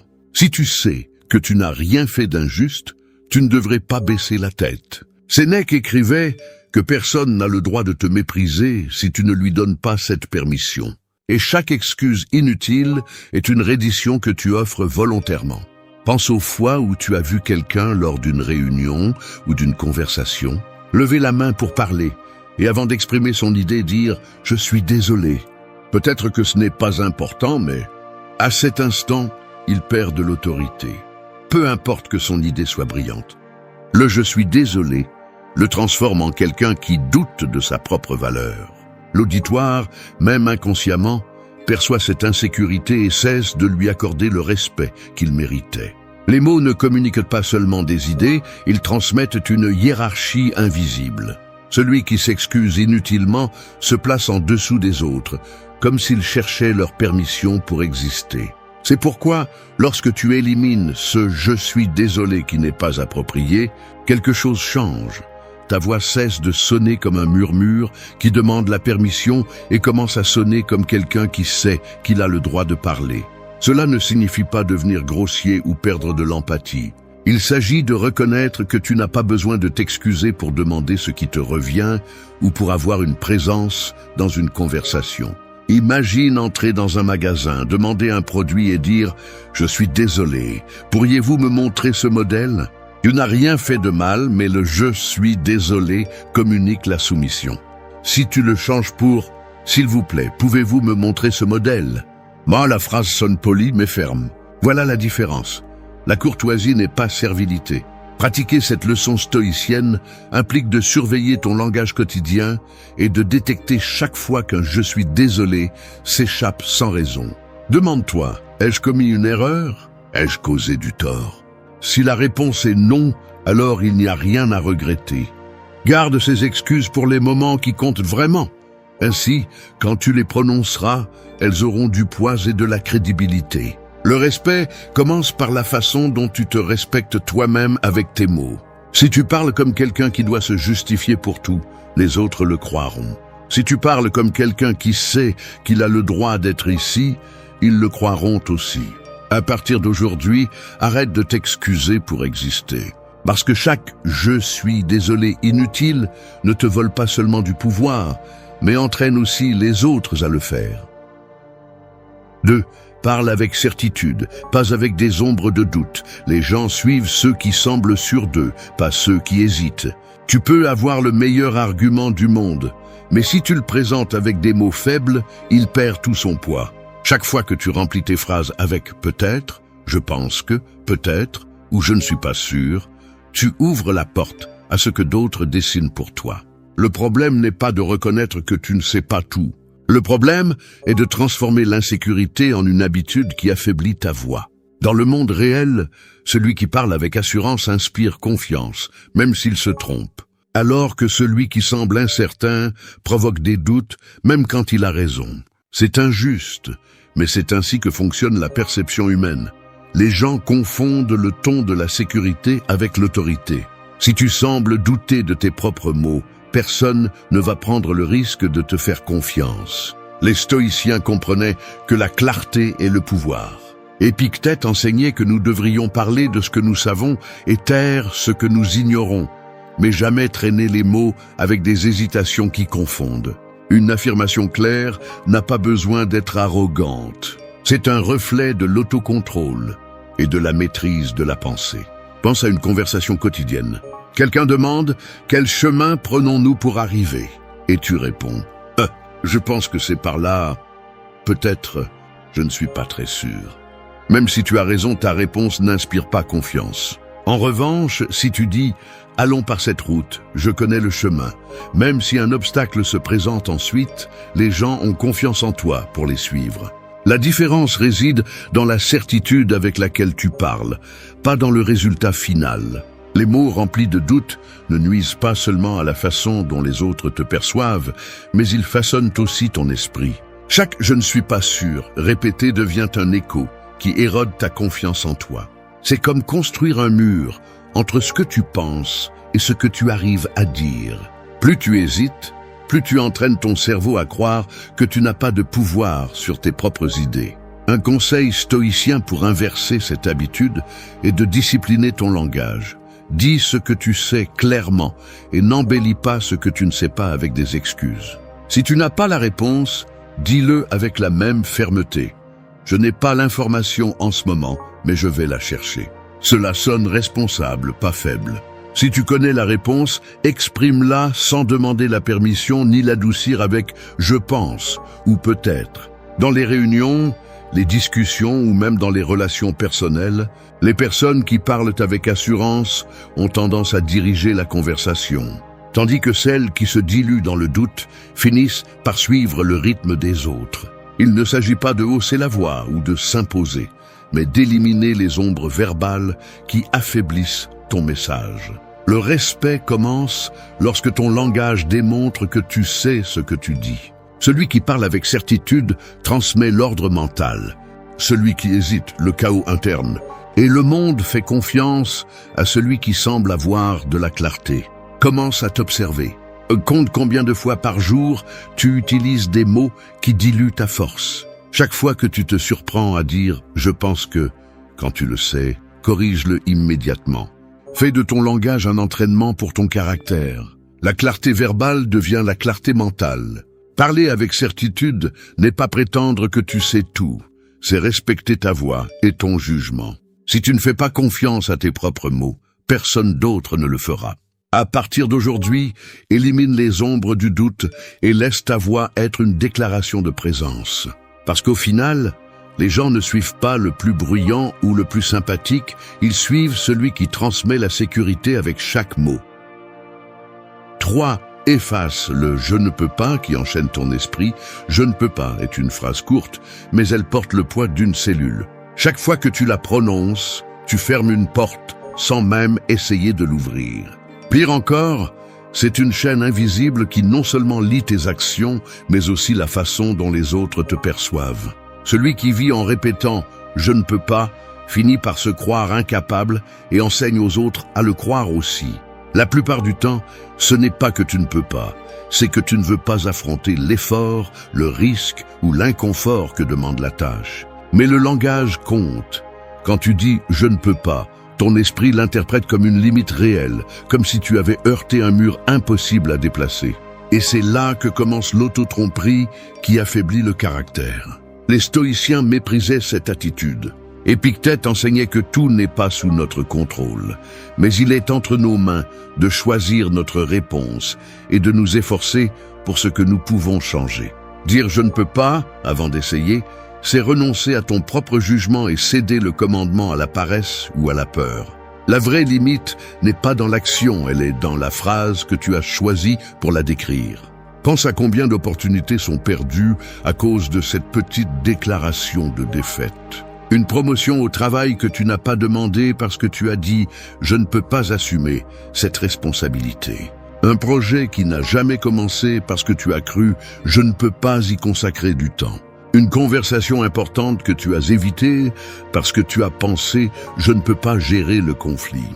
Ces mots, répétés encore et encore, non seulement freinent le mouvement, mais façonnent un caractère qui s'habitue à abandonner avant de commencer. Il y a une énorme différence entre reconnaître une limite réelle et abandonner par habitude. Dire « je ne peux pas voler » est un fait.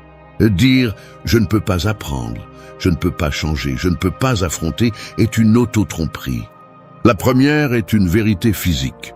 La seconde, une excuse qui érode ta discipline mentale. Les stoïciens proposaient une approche radicale.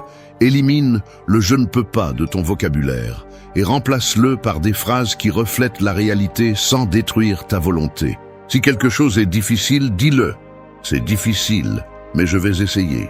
Si quelque chose nécessite du temps, admets-le. Je ne l'ai pas encore réussi, mais je travaille dessus. Le changement n'est pas sémantique, il est psychologique. Tu arrêtes de déclarer la défaite et tu commences à déclarer l'action. Observe les personnes que tu respectes. Ce n'est pas qu'elles ont plus de facilité, c'est qu'elles abandonnent rarement avec des mots. Elles savent que leur langage construit la perception que les autres ont d'elles. Un leader qui dit « je ne peux pas gérer cette situation » perd instantanément sa crédibilité. Un leader qui dit « je n'ai pas encore la solution, mais je la trouverai » inspire confiance. Pratiquer cette leçon stoïcienne signifie surveiller chaque fois que le « je ne peux pas » essaie de s'échapper de ta bouche. Arrête-toi et demande-toi, est-ce vraiment impossible ou simplement inconfortable? 9 fois sur 10, tu découvriras que ce n'était que de l'inconfort déguisé en impossibilité. Quand tu effaces le « je ne peux pas », tu commences à libérer de l'espace mental pour l'action. Tu arrêtes de te concentrer sur l'obstacle et tu commences à te concentrer sur le prochain pas possible. Cette petite discipline verbale change ta posture face à la vie et face aux autres. Tu passes de quelqu'un qui abandonne à quelqu'un qui cherche des solutions. Le respect des autres ne se gagne pas avec des plaintes ou des excuses, mais avec l'attitude de celui qui ne fuit pas le défi. Si tu veux projeter de la force, commence par changer la façon dont tu parles de toi-même. À partir d'aujourd'hui, chaque fois que tu es sur le point de dire « je ne peux pas », rappelle-toi que cette phrase ne décrit pas ta capacité réelle. Elle décrit ton choix d'abandonner et choisis un autre mot. 4. Fais en sorte que ta voix pèse plus qu'un « peu importe ». Peu importe semble être une phrase inoffensive, mais en réalité, c'est un poison lent qui affaiblit ta présence. Chaque fois que tu réponds par un « ça ne fait rien » ou un « peu importe », alors que tu as une opinion, tu deviens une ombre dans la conversation. C'est la déclaration silencieuse que ce que tu penses n'a pas d'importance. Et au moment où tu communiques que cela n'a pas d'importance, les autres cessent de te prendre au sérieux. Les mots que tu utilises pour décider révèlent combien tu valorises ton propre jugement. Dire « peu importe » peut sembler neutre, mais cela transmet de l'apathie et un manque de direction. Personne ne suit quelqu'un qui semble ne se soucier de rien. Au contraire, le respect naît de celui qui a de la clarté et démontre qu'il sait ce qu'il veut, même dans les détails les plus petits. Les stoïciens comprenaient que la véritable liberté réside dans le jugement propre. Marc Aurèle écrivait que l'esprit est maître de ses opinions et que renoncer à elles, c'est céder ton pouvoir à d'autres. Chaque fois que tu dis « peu importe », tu cèdes cette souveraineté. Cela peut sembler être une concession minime, céder le choix du restaurant, de la direction, de la décision lors de la réunion. Mais en réalité, tu entraînes les autres à ignorer ta voix. Pense à la vie quotidienne. Quelqu'un te demande où tu préfères t'asseoir, quelle option de projet tu choisis, quel chemin prendre. Tu réponds « peu importe ». Peut-être le fais-tu pour éviter le conflit ou paraître flexible, mais le message caché est que ton jugement n'a pas de poids. Avec le temps, ceux qui t'entourent t'apprennent à ne rien te demander d'important, car ils savent déjà que ta réponse sera sans importance. Le respect ne consiste pas à imposer toujours ta volonté, mais à montrer que ton opinion a une direction. Dire « je préfère ceci » ou « je penche pour cela » n'est pas être têtu, c'est montrer que tu sais ce que tu veux. Celui qui cède toujours par paresse de penser ou de déranger finit par payer le prix d'être invisible dans les décisions qui lui importent. Du point de vue stoïcien, avoir une voix signifie utiliser la raison pour choisir, pas pour plaire. Sénèque avertissait que celui qui ne se gouverne pas lui-même est gouverné par les autres. Chaque fois que tu dis « peu importe » par habitude, tu t'éloignes de ce gouvernement de soi et tu t'habitues à vivre sous les décisions des autres. La première étape pour récupérer le poids de ta voix est de t'arrêter avant de répondre. Demande-toi ce que tu préfères vraiment, même si c'est un détail minime. Exerce-toi à exprimer cette préférence de manière simple mais ferme. Si on te propose des options, choisis-en une. Je préfère ceci pour cette raison. C'est un petit acte d'affirmation qui renforce ta présence. Cela ne signifie pas devenir inflexible ou égoïste. Cela signifie arrêter de te diluer dans l'apathie. Lorsque tu parles clairement, même les désaccords sont plus respectés car ils révèlent que tu penses par toi-même. Quelqu'un qui dit toujours peu importe, non seulement perd du poids dans ses paroles, mais enseigne aussi aux autres qu'il n'a pas de limite, ni d'opinion, ni de direction. Ta voix pèse lorsque tu démontres que tu l'utilises pour décider et non pour disparaître. Chaque fois que tu choisis, au lieu de céder par inertie, tu entraînes ton esprit à se tenir fermement. Et cela se voit partout, au travail, dans les relations et dans ta propre confiance en toi. À partir d'aujourd'hui, élimine le peu importe de ton vocabulaire. Apprends à dire avec sérénité ce que tu penses et ce que tu préfères. Parce que chaque décision, aussi petite soit-elle, façonne l'image que le monde a de toi. Si ta voix ne pèse pas, tu deviens un spectateur de ta propre vie. Si ta voix a de la clarté, même dans les détails simples, tout le monde saura que ta présence compte. 5. Rompez avec les extrêmes qui tuent le dialogue.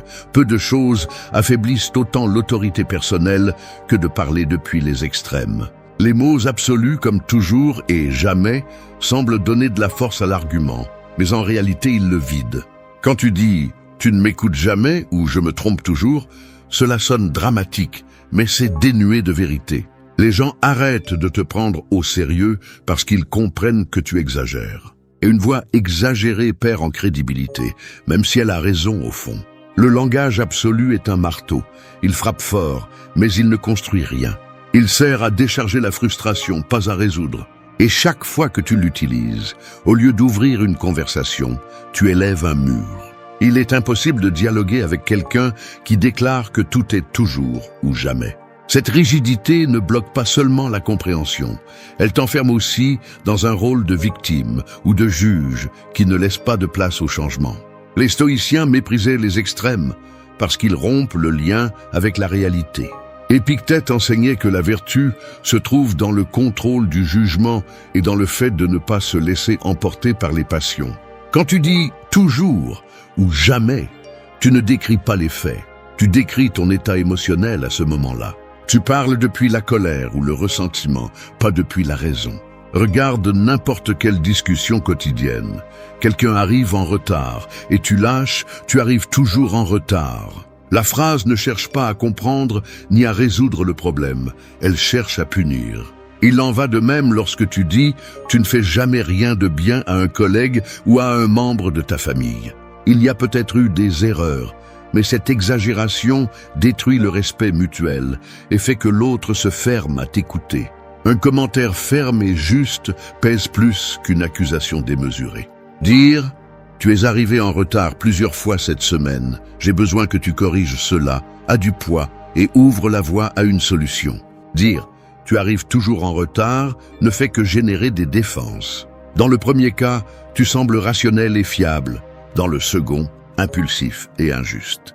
Adopter l'autocontrôle verbal que prônaient les stoïciens nécessite de freiner avant que les émotions ne dictent la phrase. Chaque fois que tu ressens l'envie de dire toujours ou jamais, arrête-toi et demande-toi, est-ce vraiment ainsi ou est-ce que je laisse la colère parler pour moi?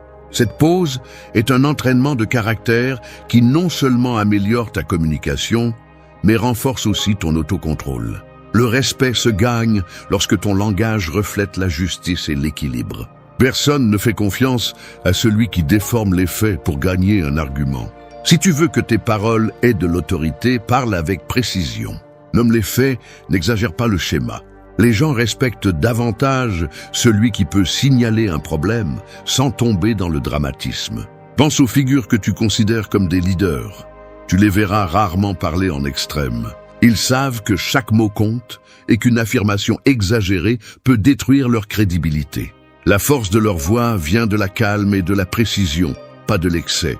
Commence à remarquer combien de fois par jour tu utilises des absolus et corrige-les. Change le « tu fais toujours cela » par « tu as tendance à faire cela souvent ». Change le « tu n'aides jamais » par « tu n'as pas été disponible dernièrement ». Ce sont des ajustements simples qui transforment la façon dont les autres reçoivent ton message. Rompre avec les extrêmes ne signifie pas adoucir la vérité. Cela signifie la montrer sans distorsion. En le faisant, tes paroles cessent de sonner comme une attaque et commencent à sonner comme un appel au respect et à la solution. Et c'est la voix qui vaut la peine d'être écoutée, celle qui ne cherche pas à humilier ni à dramatiser, mais à influencer avec clarté et justice. 6. Maîtrise l'art de la pause avant chaque mot. L'un des signes les plus clairs du manque de contrôle personnel est la précipitation à répondre. La plupart des gens parlent comme si le silence était un ennemi à combler le plus rapidement possible. Les mots sortent précipitamment, sans filtre, et dans cette vitesse, la clarté, le respect et souvent la dignité se perdent. Celui qui ne maîtrise pas la pause semble esclave de ses impulsions, et personne ne respecte celui qui ne peut pas gouverner même sa propre langue. Le pouvoir de la pause n'est pas nouveau. Les stoïciens la voyaient comme un acte d'autocontrôle. L'esprit qui sait s'arrêter un instant avant de parler montre qu'il n'est pas dominé par l'émotion. Sénèque disait que celui qui est maître de ses mots est maître de son esprit. Et cette pause, aussi brève soit-elle, sépare le sage de l'impulsif. Pense aux discussions quotidiennes. Quelqu'un te provoque, élève la voix, t'accuse de quelque chose d'injuste. La réaction commune est de répondre immédiatement, en rendant le coup avec la même intensité. Mais si tu donnes cet espace bref avant de répondre, tu désarmes le conflit. Cette pause n'est pas une faiblesse, c'est une stratégie. Elle te donne le temps suffisant pour choisir les mots qui pèsent, pas ceux qui blessent. La pause a aussi un effet psychologique sur ceux qui t'écoutent. Une personne qui ne se précipite pas à répondre transmet l'autorité et la sérénité. Ces mots semblent calculés, pas lancés au hasard. C'est le genre de présence qui fait taire une salle sans élever la voix. En revanche, celui qui se précipite à combler chaque silence projette de l'anxiété et de la faiblesse. Dans la vie professionnelle, la pause est encore plus puissante. Un leader qui garde un moment de silence avant de répondre à une question difficile montre qu'il réfléchit, que sa réponse n'est pas impulsive. Cette impression de pensée et de contrôle donne du poids à ce qu'il dit ensuite. Il en va de même dans les conversations personnelles. Une seconde de silence avant de parler donne de la valeur à tes mots, comme s'ils avaient été choisis avec soin. Pratiquer cette discipline stoïcienne est simple en théorie, mais difficile en pratique. Respire avant de parler. Compte mentalement jusqu'à 2 si l'émotion te domine. Observe la réaction des autres avant de répondre. Ce petit espace de temps est où naît l'autocontrôle. Il faut comprendre que le silence n'est pas vide, c'est présence. C'est un rappel que tu n'es pas pressé de convaincre quelqu'un ni de prouver quoi que ce soit. Parler trop vite, sauter de phrase en phrase, révèle l'insécurité. Garder le silence avant de répondre montre que tu as confiance en toi et que tu n'as pas besoin de rivaliser avec le bruit pour être entendu. Le respect que tu cherches ne dépend pas de combien tu dis, mais de comment tu le dis. Lorsque tu élimines l'impulsion de combler chaque silence, tu fais en sorte que chaque mot ait le poids d'une décision. Ainsi, même les phrases courtes acquièrent de l'autorité. Dans la pratique quotidienne, applique la pause dans les moments de tension et aussi dans les moments d'enthousiasme. Avant d'accepter une proposition, de donner un conseil ou de lâcher une critique, arrête-toi. Cette pause te permet de mesurer l'impact de ce que tu es sur le point de dire. Souvent, tu découvriras que ce que tu allais prononcer ne valait pas la peine.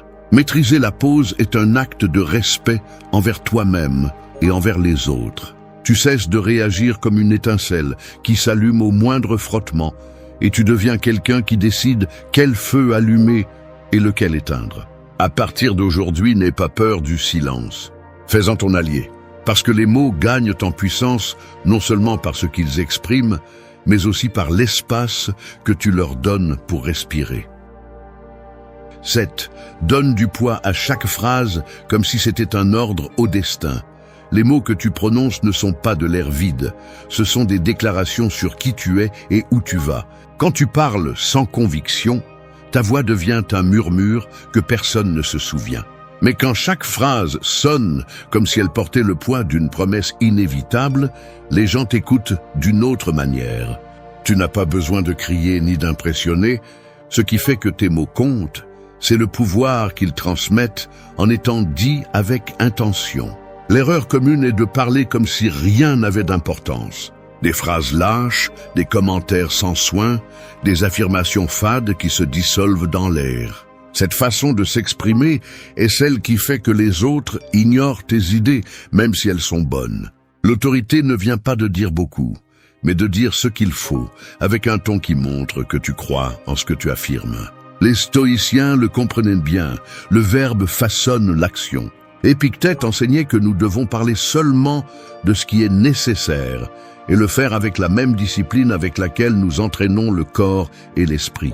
Chaque phrase est un acte de volonté. Elle révèle le contrôle que tu as sur toi-même. Si tu parles avec indécision, tu reflètes le chaos intérieur. Si tu parles avec fermeté, tu démontres que ton caractère soutient ce que tu dis. Pense à la différence entre ces deux réponses. Peut-être que je pourrais essayer et je le ferai. La première sonne comme un désir fragile, la seconde est un engagement. Quand tu parles comme si tes mots étaient un ordre au destin, tu commences à influencer ton propre esprit et aussi ceux qui t'écoutent. Ils perçoivent que ce que tu dis n'est pas un caprice passager, mais une décision qui a déjà pris forme. Il ne s'agit pas de sonner dramatique, mais de prendre soin du poids de chaque phrase. Cela signifie éliminer l'excès de mots qui diluent le message. Moins de justification, moins de détours. Parler avec détermination oblige ton cerveau à s'aligner avec tes mots.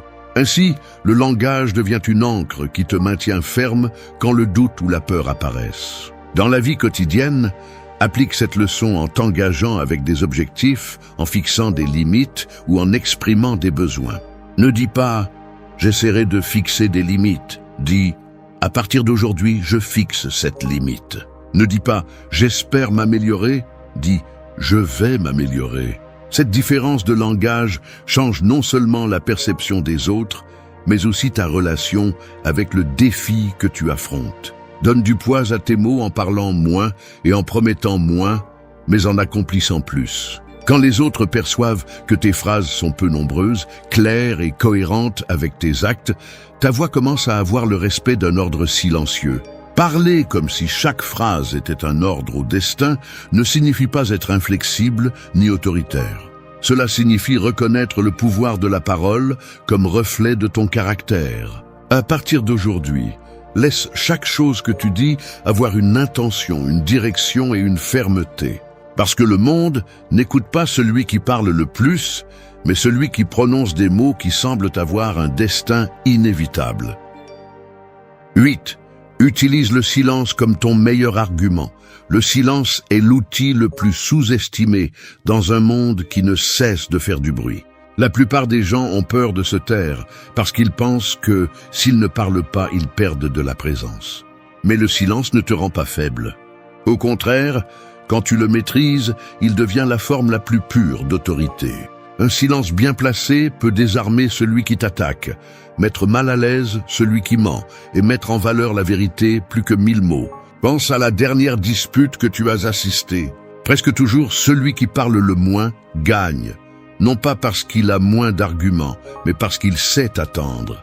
Celui qui se précipite pour remplir chaque vide avec des explications finit par perdre le contrôle de la conversation. Celui qui se tait stratégiquement montre qu'il n'a pas besoin de se justifier, ni de convaincre quelqu'un en criant. Ce calme est du pouvoir, et les autres le ressentent même s'ils ne peuvent pas l'expliquer. Les stoïciens voyaient le silence comme une discipline essentielle.